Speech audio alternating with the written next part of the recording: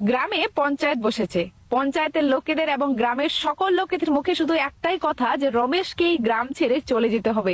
রমেশের এই গ্রামে থাকা খাওয়া একেবারে বন্ধ করে দেওয়া উচিত।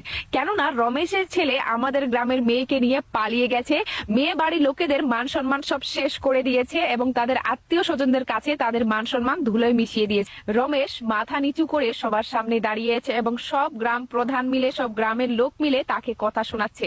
হঠাৎই রমেশ বলে উঠলো যে এই গ্রামের খাওয়া দাওয়া আমার বন্ধ করা উচিত না, আমাকে এই গ্রাম থেকে বের করে দেওয়া উচিত না। বের করে দিতে হলে মেয়ের বাবা এবং মেয়ের মাকে গ্রাম থেকে বের করে দাও, কেননা তাদের মেয়ে আমার ছেলেকে নিয়ে পালিয়ে গেছে, আমার বুড়ো বয়সের লাঠিটাকে আমার থেকে দূরে নিয়ে চলে গেছে। তাদেরকে বের করে দেওয়া উচিত, আমাকে বের করে দেওয়া উচিত না। এই কথা শুনে গ্রামের সকল লোক হতভম্ব হয়ে রমেশের দিকে তাকিয়ে থাকলো। গ্রাম প্রধান রমেশকে জিজ্ঞাসা করলো যে তুমি যে এই কথাটা বলছো যে তার মেয়ে তোমার ছেলেকে নিয়ে পালিয়ে গেছে, তুমি কি এটার প্রমাণ দিতে পারবে? রমেশ বলল, হ্যাঁ, আমি অবশ্যই এটার প্রমাণ দিব, আমার সাথে 5 জন লোক চলো। রমেশ সেই বৈঠকের 5 জনকে নিয়ে সেই মেয়েটার বাড়িতে গেল। গিয়ে সেখানে সেই লোকগুলোকে বলল যে তোমরা এই গাছের পিছনে লুকিয়ে থাকো, আমি তোমাদের কিছু দেখাচ্ছি। এই বলে রমেশ সেই মেয়েটার বাড়ির দরজা খটখটাতে শুরু করলো।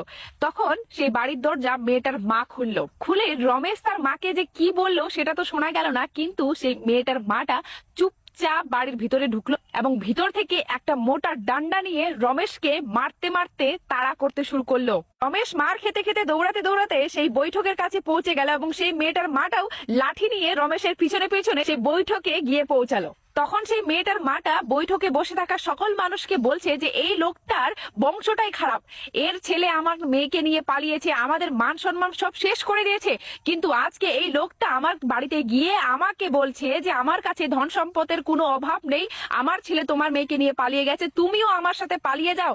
এর এত সাহসে আমাকে তার সাথে পালিয়ে যেতে বলছে, আজকে একে আমি ছাড়বো না, আমার হাতে লাঠি আছে, আমি আজকে একে মেরেই ফেলবো। তখন রমেশ সবাইকে একটাই কথা বলে যে যেদিন আমার ছেলে তোমার মেয়েকে পালিয়ে যাওয়ার প্রস্তাব দিয়েছিল সেদিন যদি তোমার মতোই তোমার মেয়ের হাতেও এরকম ভাবে লাঠি থাকতো, তাহলে আমার ছেলে তো দূরের কথা, পৃথিবীর কোনো ছেলেই কোনো মেয়েকে পালিয়ে নিয়ে যেতে পারতো না।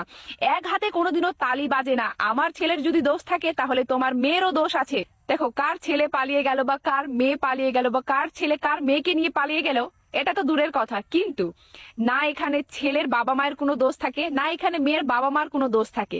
এই ছেলে মেয়েদের ভুলের কারণেই সমাজের কাছে এই বাবা মারা ছোট হয়ে যায়, আত্মীয় স্বজনদের কাছে তাদের বাবা মাদের কথা শুনতে হয়। দেখো, তারা আমাদের ছেলে মেয়ে, তারা ভুল করেই ফেলেছে, তাদের সাজা তারা অবশ্যই নিজেরাই পাবে, কিন্তু তাই বলে যে আমার দোষ বা আপনাদের দোষ এরকম কোনো ব্যাপার না।